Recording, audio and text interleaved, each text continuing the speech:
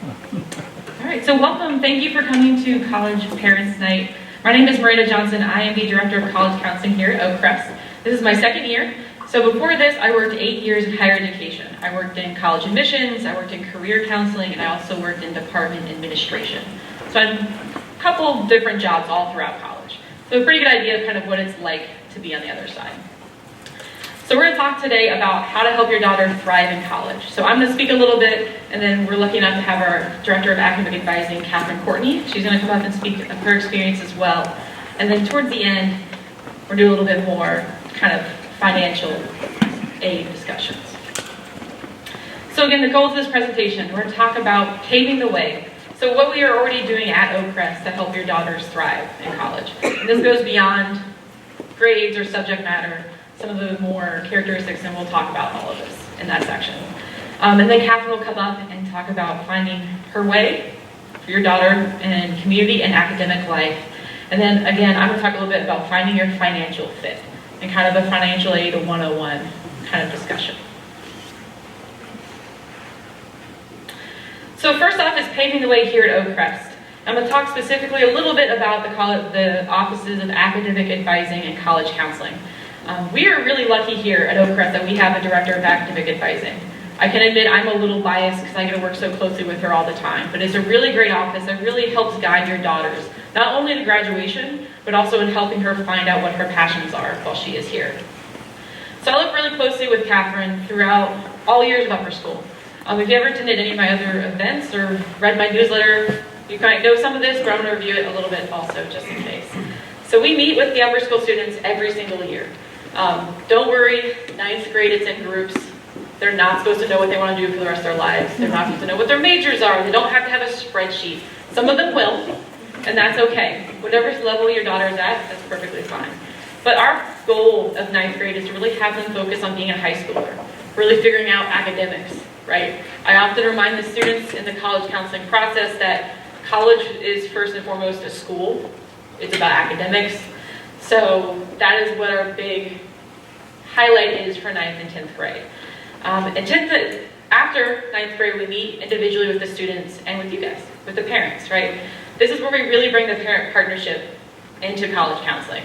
I kind of tell you guys that you are also college counselors, so welcome to the office, right? It is a group effort, right? We are all the guys, but your daughter is the one that is really in charge. I try to have it so she is in charge in this process. She needs a lot of accountability and responsibility, which I'll get to in a second. So in the 9th and 10th grade year, as I said, very academic focused. A lot of it is Catherine helping out with those academic advising conversations. Going into 10th grade, you have a little bit of course selection, you have some choices, but really going into 11th grade, so when you're in 10th grade, your daughter's in 10th grade. Going to 11th grade, you have a lot more choices, and this is where you start thinking about, what do I like to do? Do I like math? Do I like science? Do I like English? Right? Thinking about AP classes, challenging herself. So we have all these kinds of conversations in those 10th and 11th grade years. And then also in 11th and 12th grade is kind of when I start asking her about, what colleges are you thinking about? You know, at the end of 11th grade, I kind of want to see that she's thinking about a college that has a name and is a real place, right? And then 12th grade, I have plenty of students show up senior year and they don't know exactly what they want to do or what they want to major in or where they want to go, and that's okay. I always tell them, it's okay if that is where you're at the beginning of senior year.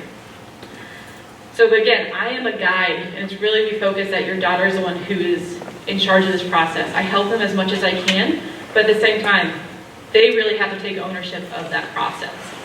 So it goes beyond our two offices though here at Oak Crest.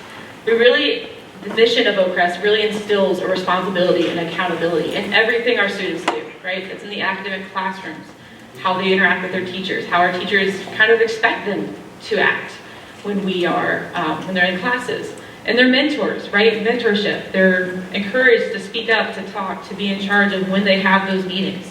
So it's really, it's in every part of what we do here at Oak Crest. And that's a big part of what colleges are looking for, right? It goes beyond those subjects. It goes beyond those grades. It's really, what kind of student is your daughter? How well is she going to do?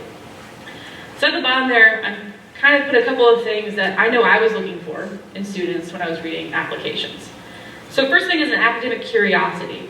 that's not necessarily what subjects is she getting an A in. That's really, how is she academically? Is she thinking, going beyond the subject matter, going beyond what is required? Really, again, beyond that numerical grade. And this isn't captured in their application really by those letters of recommendation that the teachers will write for your daughter in junior year for her senior year.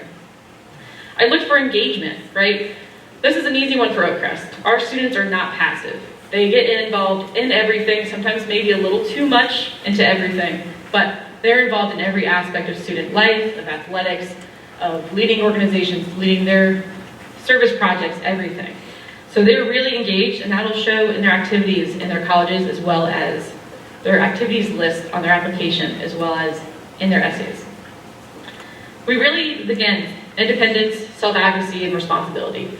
This is everything we ask of our students. We have a really high standard here at Oakcrest, right? And this is something that not only, because we are asking of it, the students take this kind of as a personal standard of how they're going to act from this point forward. So really after 4 years, and really by the time I get them as seniors, they're already ready to go. And that's what I tell the colleges when I talk to them. I said, you are not gonna have to worry about our students. Because if they need help, they're gonna ask you. And you never really thought that that might be a really valuable asset, but it is, especially at colleges when you only have a certain amount of resources, right? They might have one person to help 1,000 students, right? So having someone that really is going to take that self-accountability and self-advocacy is really an important factor. And the last one there is resilience, right? No one but our students necessarily are asking them a perfection of them except for themselves, right?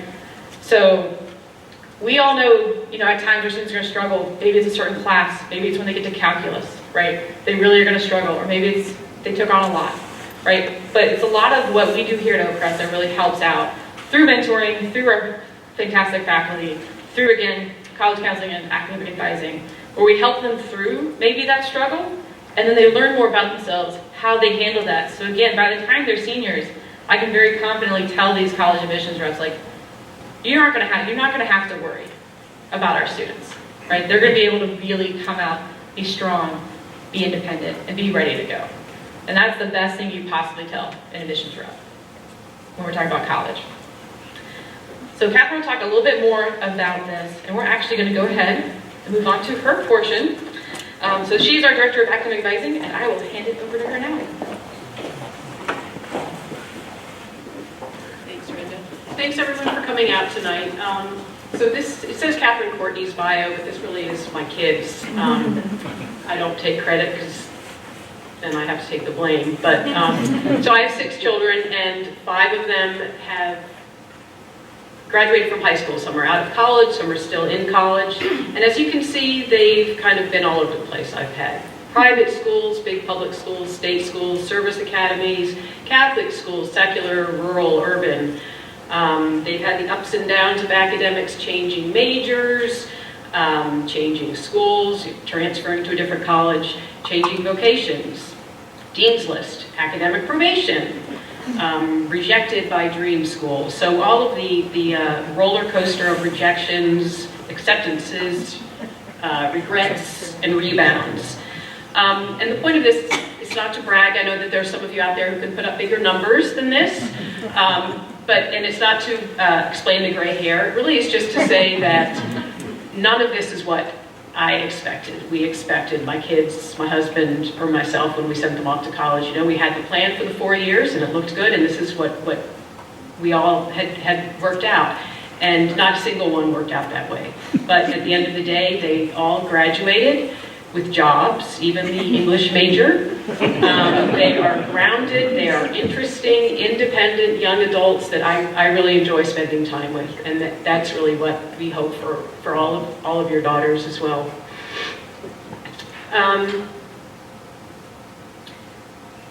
The best bit of advice that I can give is, as far as helping your daughter thrive, and beginning with freshman year, is to manage expectations, and that's to manage your expectations as well as hers. Be there to support her decisions, be prepared for her to change her mind, to make mistakes.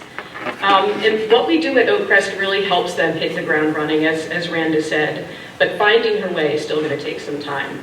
9th grade, Here at Oak Press, they read the Odyssey and the Iliad, and we talk about the heroic journey, and when Brand and I meet with the ninth graders, we talk about them being the protagonists in their own education. You know, you're the hero of this educational journey. And that's what we want them to take ownership of it. So that this means taking charge of communicating with teachers. That's up to them to talk to their teachers. Take ownership of mistakes, admit when they've made a mistake. Be responsible for their work, get it done. Ultimately, it's up to them. We can make every academic plan that we want, but if they are not sitting down getting the work done, nothing matters. Take an interest in the community, get involved with your classmates, with organizations here at Oak Crest.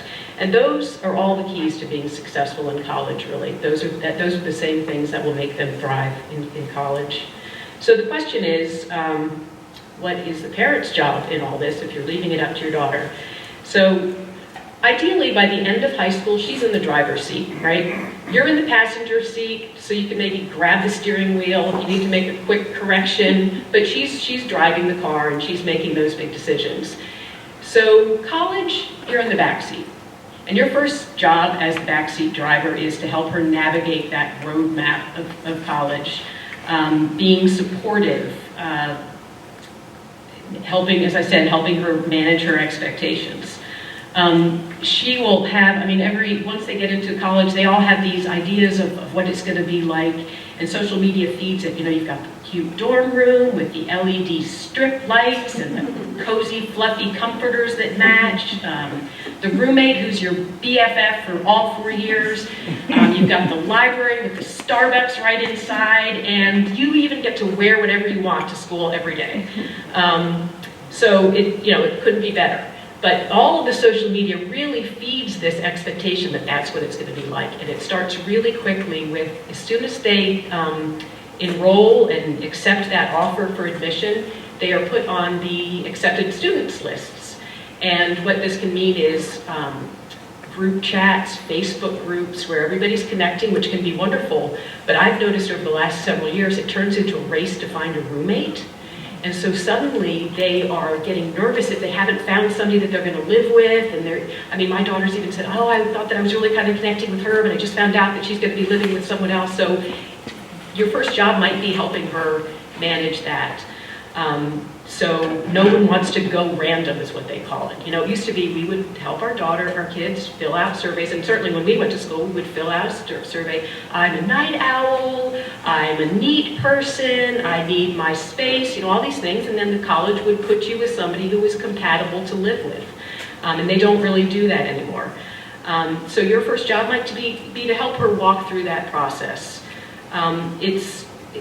She might not be best friends with her roommate, and that's fine. In fact, it might even be better if they're not best friends. You can everybody has that memory of a really clingy middle school friend, who you kind of couldn't separate from, and sometimes a roommate can be that way. So sometimes it's good to be with someone you get along with but aren't attached to. It's much more important for her to find someone who agrees about things like PlayStation in the room, or how do you feel about overnight guests? Red Solo cups in the dorm room. Lights off after 11. Maybe you need somebody who's going to get you up in the morning to get to class, or on Sundays to get you out to go to church. Those are going to be the important questions. So I really encourage you to talk to your daughter about, really reflect on who she is, what she needs from someone that she's living with, what she believes about herself, and what she's hoping for. So that she doesn't compromise on any of those things when it comes to choosing a roommate. So, moving in day. So you've unloaded everything from Target, Container Store, into the tiny room, and you've hauled the stuff that doesn't fit in the tiny room back to the car, reloaded it. After you do that, take some time to just walk around, get a lay of the land. I know campus visits have been kind of tough in the last couple of years, so it might be that the only visit was maybe a big group tour. So take this time to go check out some of the places that your daughter will need to know about. Just if only for your own peace of mind that she knows where these are. I remember my first parents' weekend for my oldest son. I went and he's walking around and he goes, He goes, oh yeah, that's the library. I've never been in that one. And I was like, oh, great, good to know. But that's okay.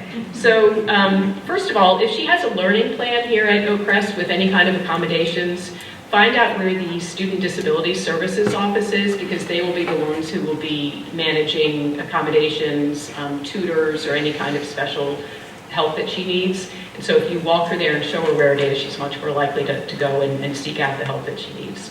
Find the student health building.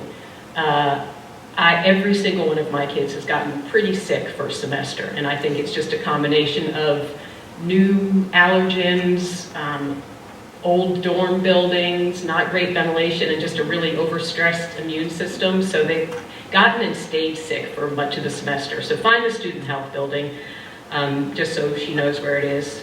The mail room, where she's going to go pick up her mail. And this is another lesson I learned. A lot of them are not open on the weekends for picking up your mail. So all mail packages, and the post office will tell me it's going to be there on Saturday. And so I'll say, yep, you'll have that on Saturday, but she can't go pick it up until Monday. So just be aware of that. Look into any kind of mental health services, just in case, if there's crisis counseling or ongoing support groups that your daughter might need access to. And if you can, try to go to Mass on campus that day, either the chapel that they have on campus or the local church. Find out where that is. Find the when they have Mass. I remember I dragged my daughter along, and we happened to meet the priest, and so I was kind of like, remember this face, and you better be seeing her, and so it kind of made her feel like, okay. But check the Mass schedule together, especially the on-campus schedule, because a lot of times they'll have like this Sunday night at 10 o'clock Mass, which is really popular, so there's really no excuse, and that's a great community to go to Mass at that time. So after she settled in the first couple weeks of classes, read all of her syllabus, and kind of has a handle for classes, they'll usually have a student activities fair or something, and obviously you want to encourage her to sign up for things, but not to do too much. I really encourage my kids to try something physical of any kind.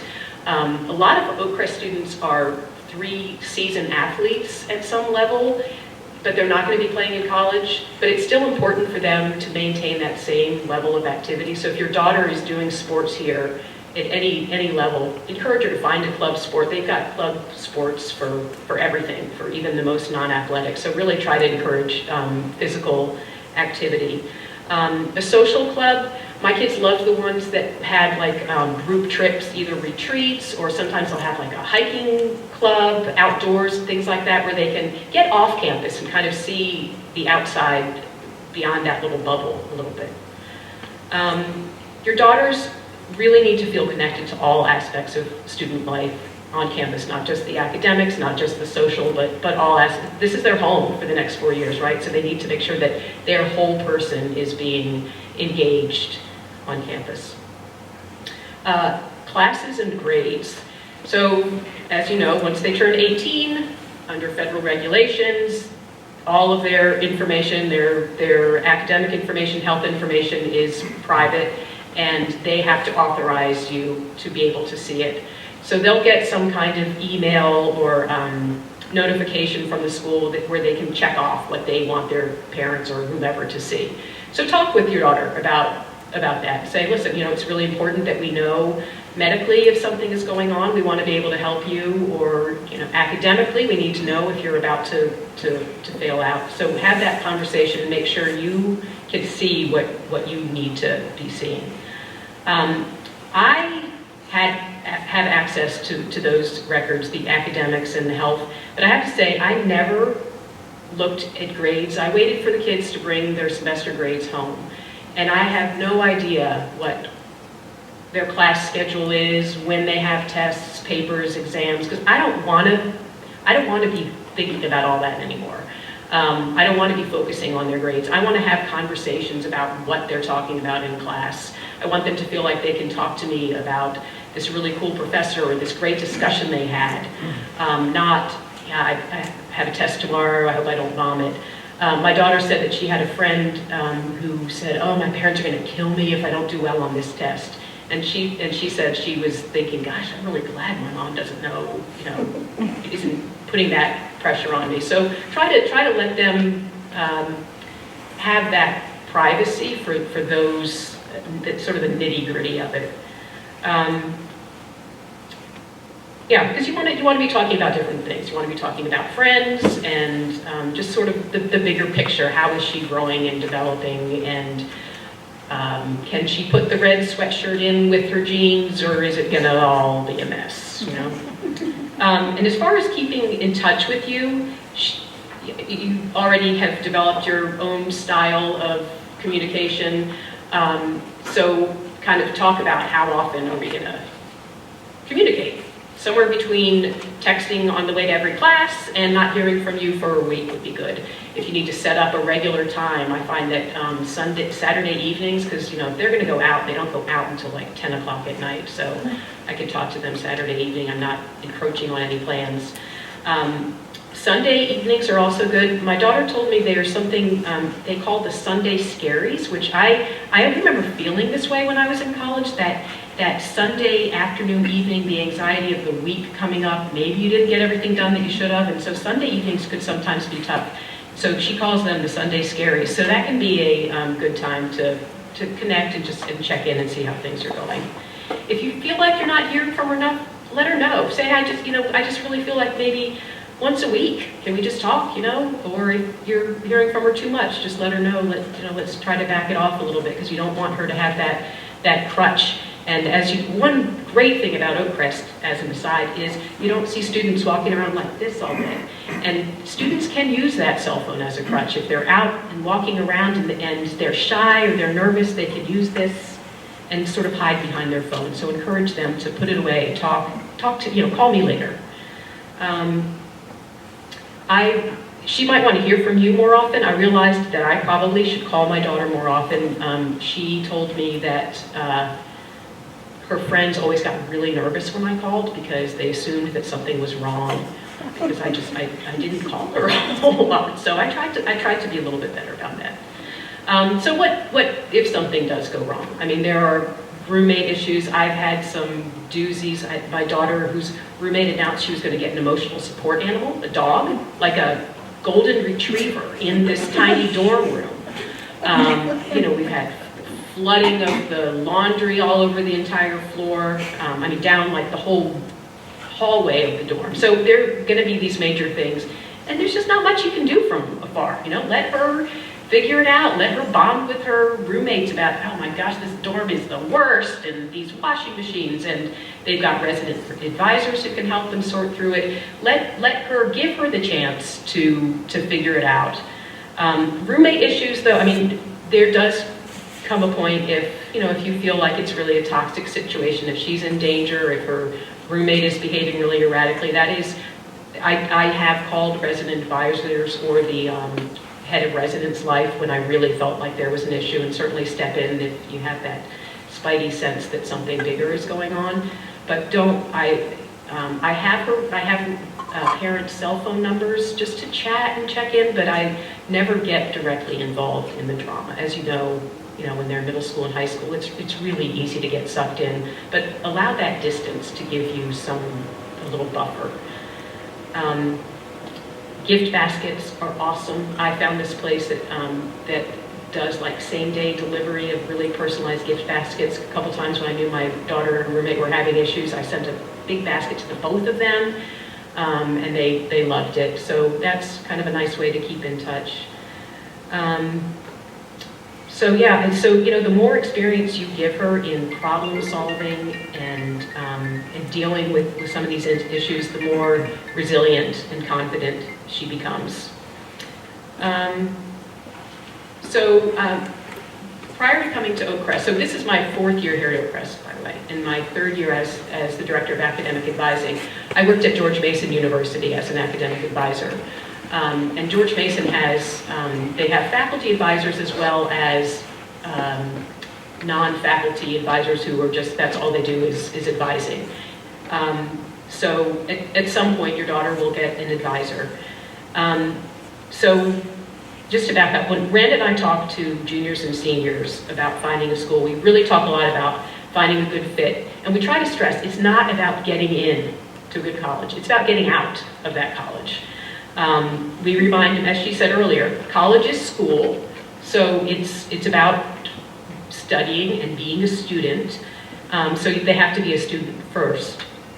So how can you support them as a student and help them thrive during those hopefully 4 years until they're ready to graduate? And I really think that encouraging them to reach out to advisors and mentors on campus is a great way. And we really try to develop that at Oakcrest by having them talk to their teachers when there's an issue.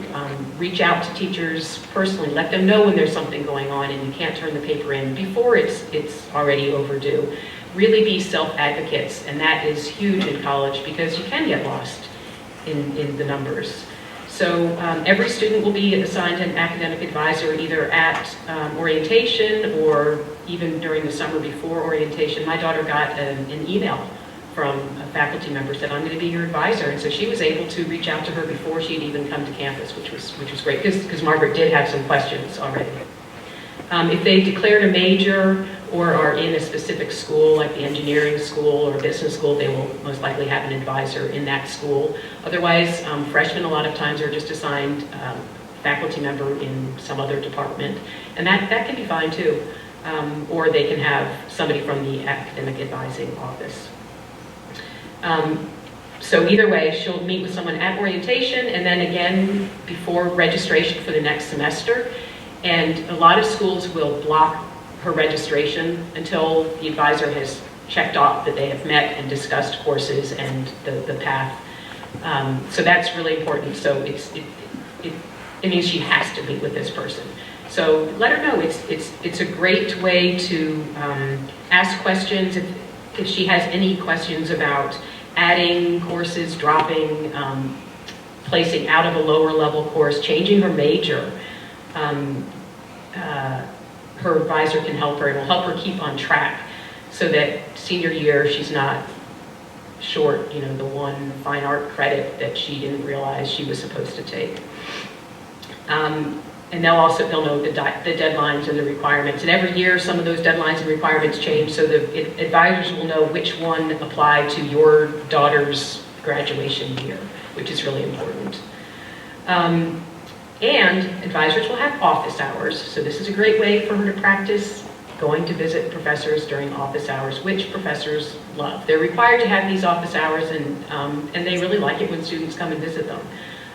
So, I make up an excuse to stop in, ask a question. If it's a big class that you have this professor for, just stop in to say, I just wanted to say hello, and I'm enjoying the class. And just to practice that relationship. Just like at Oakcrest, if the teacher knows the student and sees her interest and sees that she's engaged and curious and committed to the material, that the professor will bend over backwards to provide support and enrichment beyond the classroom. And if you make that connection with professors, if something does go wrong, as it did with my daughter who had a scholarship yanked at the end of freshman year, having a professor on your side who can go to bat for you can make all the difference, and they might just be able to convince financial aid office to give you another chance. So it really is a good thing to be able to do. Okay, I have a few book recommendations, and I actually have a copy of each of these books over on the table. Just so you can just take a look at them and see before you buy them. I'm not an Amazon affiliate, so I don't have anything. The How I Stayed Catholic at Harvard, that author actually now teaches at Catholic University in the business school. How to Raise an Adult is a great book. It's not just about going to college, and it is, we think about, I'm raising kids. No, you're raising an adult, and that's the idea, is you're raising this independent person. And then if you have a student with learning disabilities or ADHD, it has some tips on that, one of those books there. I'm going to leave you with one last slide. This is the slide, my sister who teaches courses at University of Virginia, this is the slide she starts with every semester. Tell your daughters, read the syllabus, because that's the first thing the professors will say is, what, did you read the syllabus? You know, when did you say this paper so well? It's on the syllabus, so it was on the syllabus. Right. Thank you.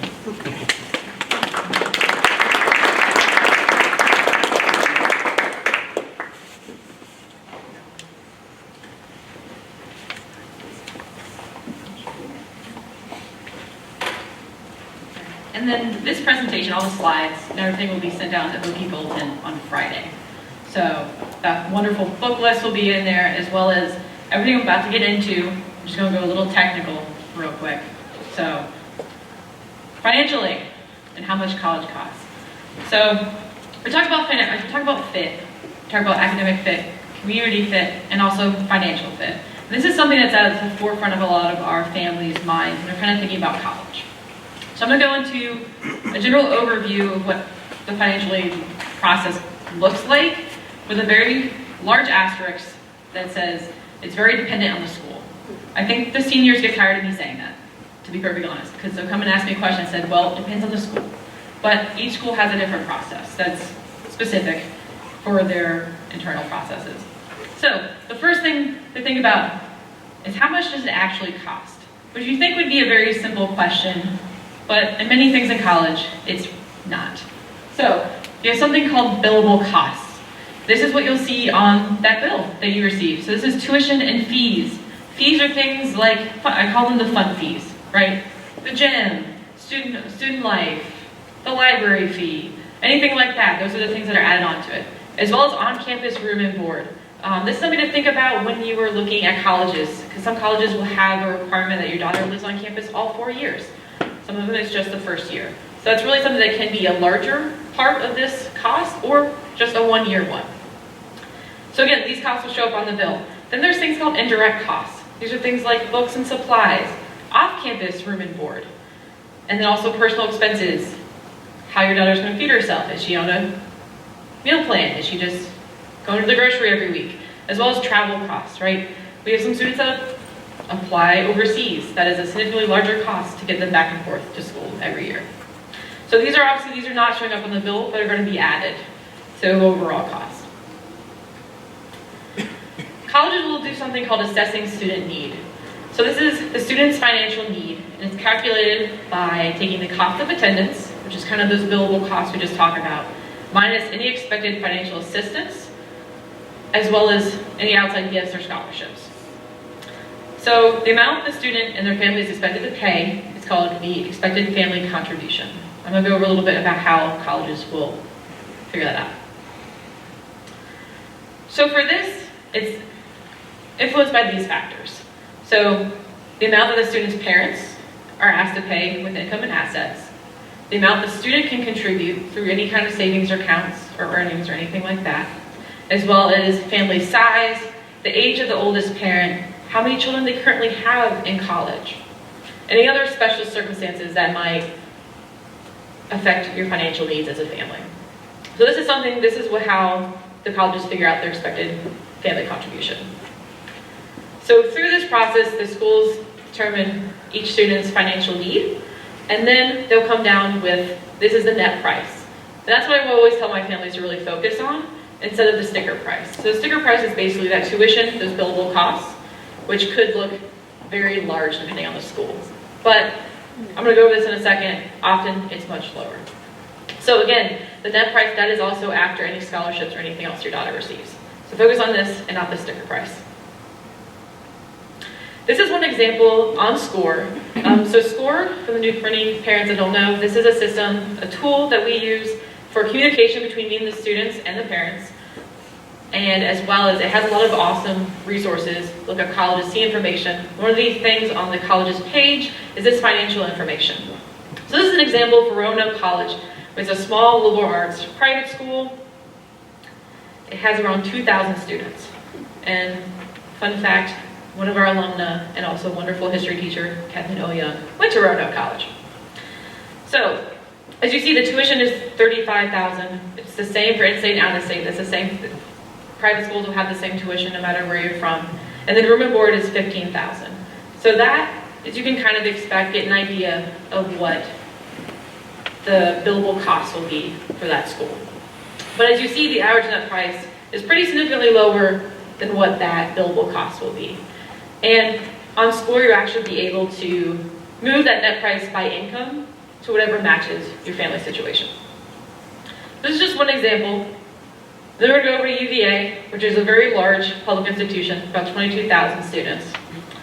And you'll see there's a huge difference between in-state and out-of-state. I tell students all the time, if you're looking at out-of-state, state schools, public, they really need to look at this part as well, if this is something that your family wants to keep track of. As well as you see that average net price. So really it's a great tool to be able to help kind of figure out, get a general idea, and also help students compare when they're going through that process. Another tool that's really useful is the net price calculators. The way I find these is I actually just Google. So I would Google Catholic University of America net price calculator, and then it pops up. Each school will have a page that'll have this. You put your financial information kind of situation for your family in there, and it'll actually find a student that is of a similar background to your daughter and tell you what aid, scholarships, and things that she received. And give you that net price of kind of what that student paid. So this can also be a really great tool in finding, comparing schools, but also in finding schools in that initial search. Again, so this is why, these can be very important. They give you a best idea of what you'll pay for each college, makes comparing those colleges easier, as well as it can widen your choices. Some of our small private liberal arts schools that our girls attend can have a very large sticker price, but they give a lot of scholarships. So I always tell the girls, find a good fit, obviously talk with your parents, and then use these tools to kind of figure out the other end of the financial fit. Again, tips for this, answer the questions accurately, just because then you'll get the most accurate answer. And I always tell our students, this is not a magic crystal ball, this is not predicting what you'll pay in 4, 3, 2, 1 years when you attend college, but it gives you, again, a good estimate of what it could be. I'm going to go really quickly, I'm going to go through the financial aid process. Here are some terms that are kind of important to know. The first one is the FAFSA. This is the free application for federal student aid. The next one is the CSS profile. This is created by our friends at College Board, the same ones who make the SAT, the PSAT, and the AP exams. And then there's the institutional aid applications for each school, because again, each school is going to have their own different twist and flavor of this process. So first thing is the FAFSA. This is how students can receive federal aid and loans or grants or anything else. This is kind of the first step. So again, it's required if you want to seek financial aid, but it also may be required by your colleges, even if you're not seeking federal financial aid. So it's kind of something our students need to check. I also always say watch the deadlines, because the FAFSA deadline is much later than certain schools will have it. You have to fill it out by January 1st. So again, it's just each school is dependent. And it's always be organized. A lot of this process is going to fall on the parents, right? So the students may not have the information they need to fill this out. I always encourage you guys to do it with them, just so they're kind of involved in the process. But a lot of this will end up with you guys. October 1st is the first day you can fill out the FAFSA. That's when it opens. I will say maybe 5% of our parents do it in October. October is a busy month here at Oakcrest, as well as for seniors. Really, by Christmas, early, right around this time is a great time to start looking at it. So again, this is for the federal student aid. You'll be able to see this website on that PDF we'll send out as well. And that's where you can go look at undergraduate as well as I know we have a lot of students that are looking at law school or med school, and they kind of want to figure out the process. And so that is also another way you can look into that. So the CSS profile is something that some schools will require in addition to the FAFSA. So it's a supplementary application. This is using their same account that they signed up for the PSAT with me once they hit 10th grade, as well as their AP exams once they get to 10th, 11th, and 12th, that they're taking those, or the SAT. This is all done through the same account. That's the easiest thing to do, is to try to make it all, so then there's only one of your daughter out there in this all same College Board account. And there's a lot of non-federal financial aid on this website. And a lot of the schools actually run their financial aid through this website, which is why they require it. But again, they'll most likely ask you to fill out the FAFSA as well. And I always tell the students, this can all be found on their college's financial aid websites. Unfortunately, it's not in this nice like chart where each school's checked what it needs, but they'll get used to checking each of their most interested schools to figure this out. It also opens October 1st, and again, it's required by some colleges, and it's done in addition to the FAFSA. It's going to be a lot of the same financial aid information, so unfortunately, I think parents, most of the time, you guys are the one that fill this out. A quick note about scholarships. There's a ton of places you can buy scholarships. I actually, on Oak Crest Connect, I have a juniors and seniors page, and especially the seniors page, I put all the scholarships that come across my desk. If I find one that it specifically fits your daughter, I email her directly. But any more general ones, I always put on that Oak Crest Connect page. But there's 1,000 places you can find. I tell the girls to be really careful if they just Google scholarships for college, because there's a lot of scams. I tell them if it's too good to be true, it is. And just be careful. And if you have any questions about them, please send them to me, and I'm happy to go be a detective and hunt it around and see if it is legitimate. But there's a lot of really great outside scholarships that are available that our students get often. Another good note is never pay for a scholarship. They'll never ask you to pay. So if they're asking you to pay, don't. Okay. So we'll go over these, the kinds of scholarships and different kinds of financial aid real quick. Grants. So these are mostly need-based. They're done through the federal, state, or institution level. And again, they're mostly need-based, and they're all different kinds. So you do not have to pay these back. These typically come back. Your students will apply to the school either November, January, and they will probably start filling out financial aid information before they even know they got into the school, which can sometimes be very frustrating for the students, but I tell them it's worth it. Hang tight for me. So they probably in March and April, they'll start getting their financial aid packets, and that's where they'll say these kind of information about which of these they get from the schools, or the government, or the state. So the first one is grants. Second is scholarships. So this is anything from athletic, academic, which you can also hear that being called merit scholarships. One's based off leadership, theater, music, ROTC, ROTC. A lot of these also have requirements for a GPA, as Catherine mentioned, her daughter, right? So that's one thing to kind of keep in mind as your daughter keeps, she gets some of these scholarships. Just remind her, like, you have to maintain, like, really read those small print things. Most times it's just regular print, not small print. But read it and make sure that everyone understands kind of what you need to maintain as you go through there. They're usually competitive. Again, we have institutional, national, state level, local. I got a scholarship because I was the only student in my class of 1,000 that was doing a history major. So I got a scholarship for being a history major, right? So sometimes it just kind of land on you, but at the same time I had to keep a certain grade in my history classes to keep that. Work study, this is another thing that is mostly need-based. This will be coming from the federal government or the state government. And this is basically an on-campus job. They'll do 10 to 15 hours a week. It's generally above the minimum wage, and it goes up every single year. So they'll start at like $9 and go up every year. This can be a really good opportunity if you do receive this, just because then they have people to write letters of recommendation for them for jobs. So it's just kind of another thing they can look into. And students can get on-campus jobs without having work study as well. The last one is loans. So this is, direct, subsidized, unsubsidized, private loans. This is something that really your daughter is going to speak with you about, based off your family financial needs. I'm going to go through these last couple of slides. Again, this is all going to be sent to you guys. Just again, kind of focusing on the trusted sources. There's a lot of information out there, so I just kind of wanted to share a couple of websites that are really, they're good sources for that. The first one is all of these financial aid slides are from NACAC, which is the National Association for College Admissions Counseling. This is a place I do a lot of my professional development, as well as a great resource for parents and students to kind of just get a brief this kind of overview understanding of a lot of this. So NACAC itself kind of has listed these sources as well. So the first one is Department of Education. They have a lot of resources on finding scholarships, how to navigate college, financial aid toolkit. The Institute for College Access and Success is another great website. The National Association of Student Financial Aid Administrators. This is a great one. So these are the people that are in those financial aid offices that you're talking to. So there's a lot of great standards that give you a little bit of an idea of what's kind of happening back there.